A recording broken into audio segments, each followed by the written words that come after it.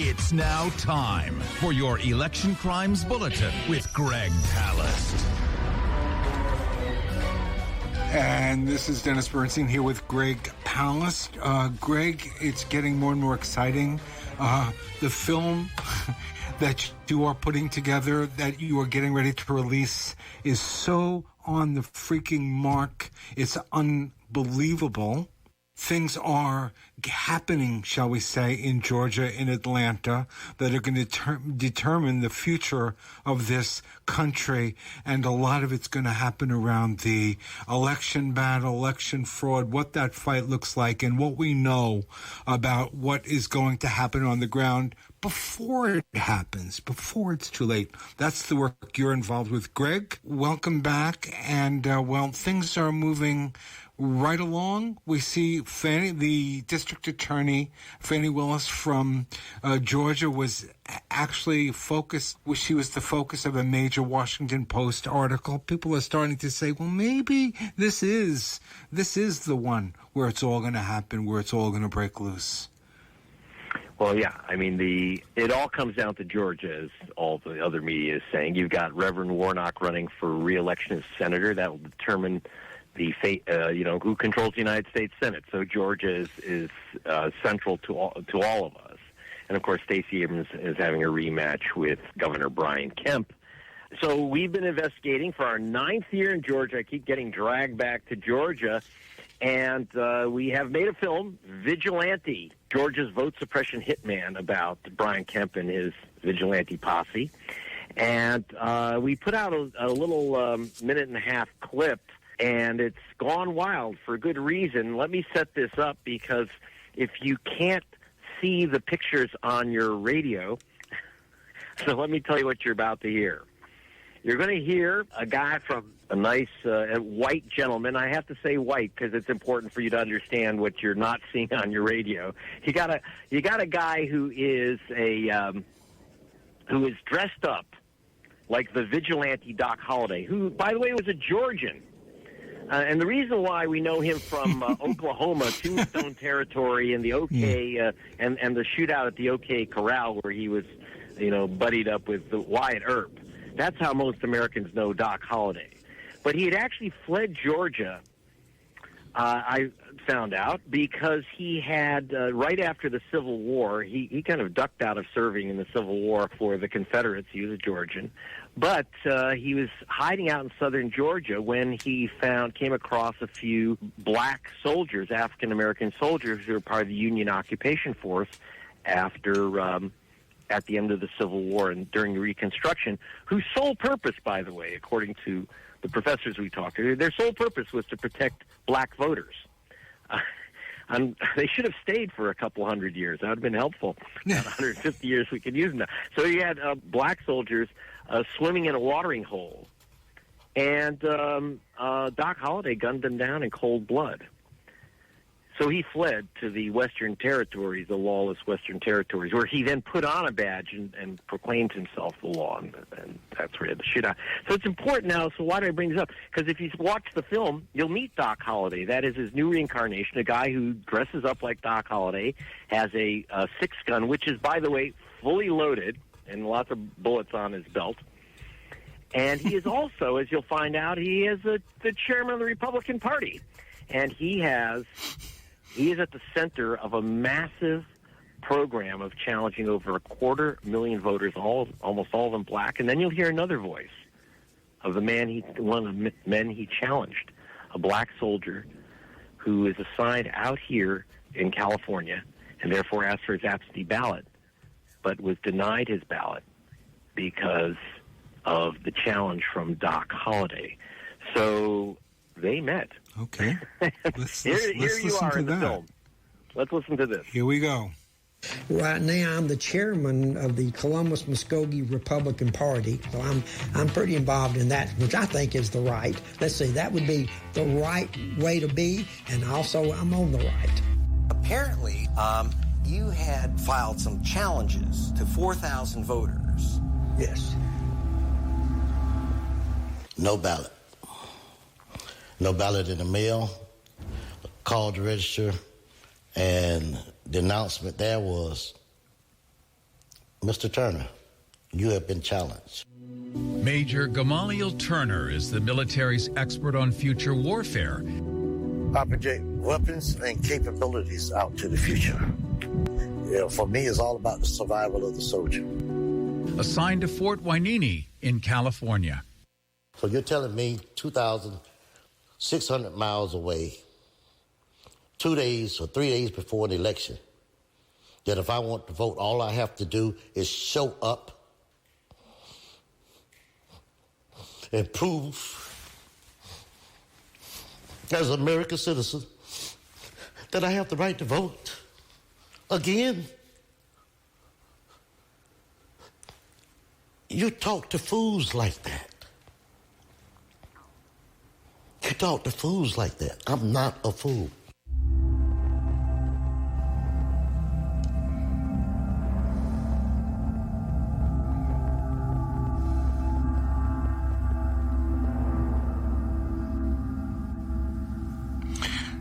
I mean, that's pretty powerful because tough guys don't usually cry.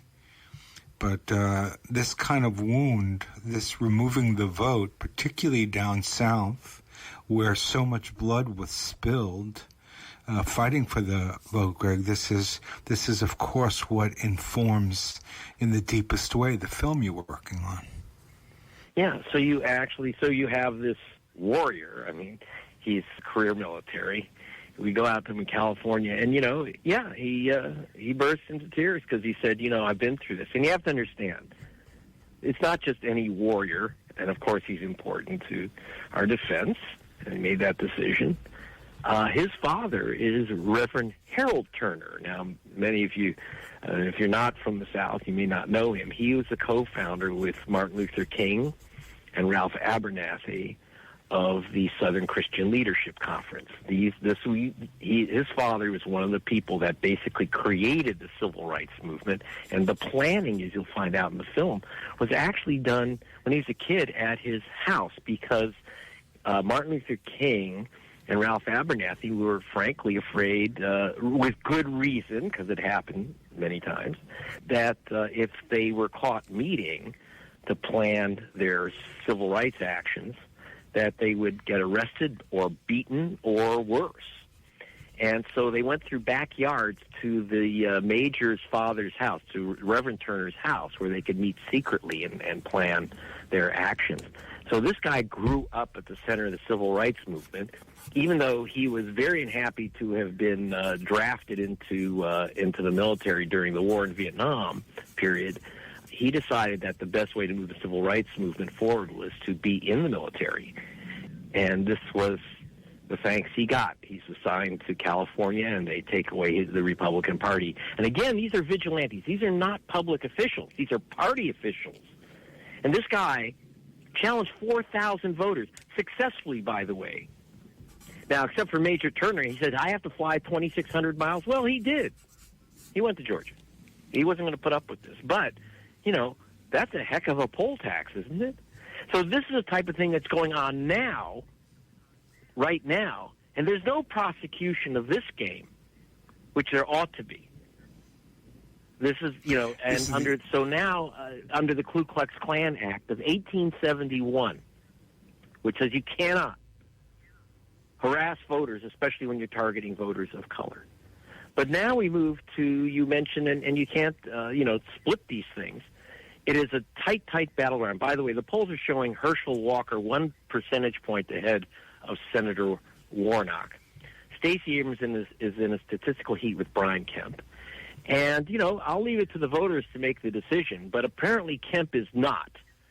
That's why he's launched this massive vigilante voter attack.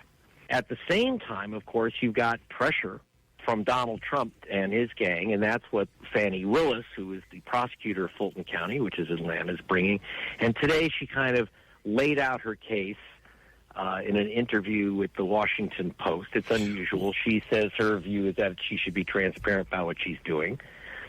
And there are 4 key things that she's looking at. First, false claims to the government.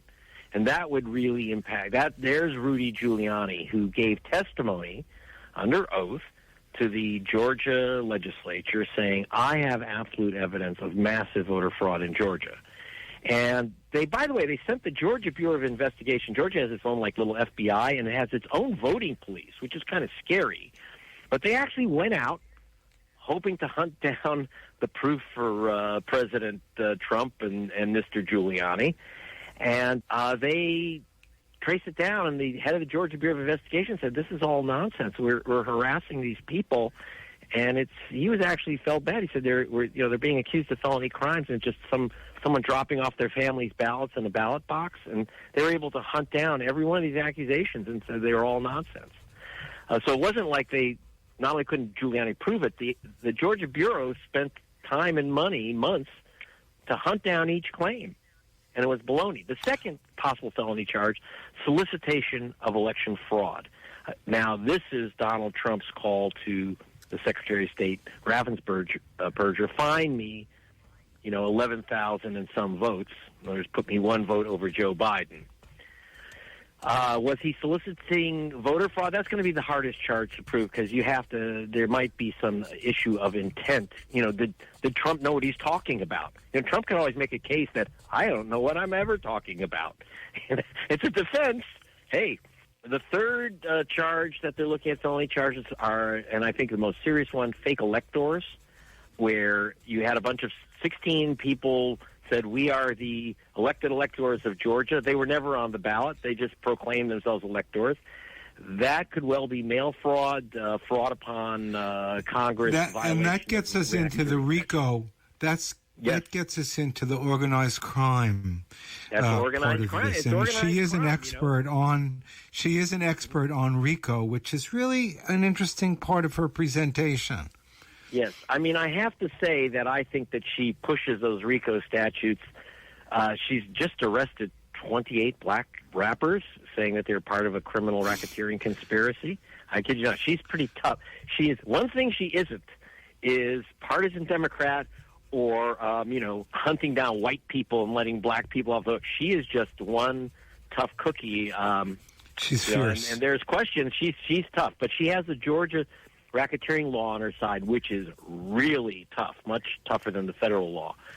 And finally, there is also the voting machine issue, where Sidney Powell, a lawyer for Trump, somehow got herself her hands on, in Coffee County, some of the voting, the code and information and output from elections machines without authorization, hunting for those fraudulent votes.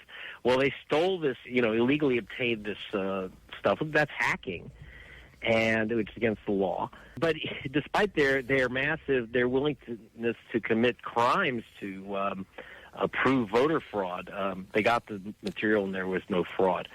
But I also want to mention a case that isn't being discussed, cases that aren't being discussed. On the other side, Brian Kemp, the governor, and both when he was Secretary of State and now he's taken control as governor, has been bringing felony charges against black elections workers. So, for example, we talk about Coffee County, where the voting machines were breached by Trump lawyer Sidney Powell and her gang. At the same time, Brian Kemp had charged the first black woman ever elected to the city council in Douglas, which is the seat of Coffee County. This woman's mother was head of the NAACP. Her name's Olivia Pearson. Olivia's mother was head of the NAACP in Coffee County, sued the county to change the voting system to allow district voting, which would allow for black people to be elected, won in federal court. Her daughter spent years registering people and then won the seat, and was also helping people on Election Day. There are a lot of, this is rural Georgia. There are a lot of illiterate people and a lot of disabled people because of the, lack of medical care. So you have disabled people and illiterate people who can't handle that ballot. So they can fill out forms and request assistance. They did. And Olivia, being a public servant, that was part of her job. So she was, when people filled out forms requesting help, she would help them explain how to use the voting machines. Well, they arrested her for felony interference in voting. And, of course, charges were thrown out, but she was facing 5 years in prison for a felony crime. Spent like 2 years having to fight these charges. And of course, the jury threw it right out. Bango. But 2 years where she was financially ruined, emotionally ruined. This is the terror. And then guess what? As soon as she was freed by the jury, like almost instantly, Kemp had her charged again. And of course, that was thrown out. But he wouldn't stop, and he was parading around the state. Look, I'm getting these evil people. They're all black, always, who are tampering with voting. And not only that, but I'll give you another one. Ready for this one? Right now, Nsé Ufot, who is she was head of the Canadian Bar Association. This is a big-time lawyer. She took over Stacey Abrams' organization, New Georgia Project, massively registering voters. Some of the young registrars that they sent out to register students and elderly people were handed in the registration forms a couple days late. You have like 10 days to hand in forms, and they took like 12, apparently. I mean, that's the grand accusation. It's a clerical issue, right? Do you know that they are now facing 10 years in prison each?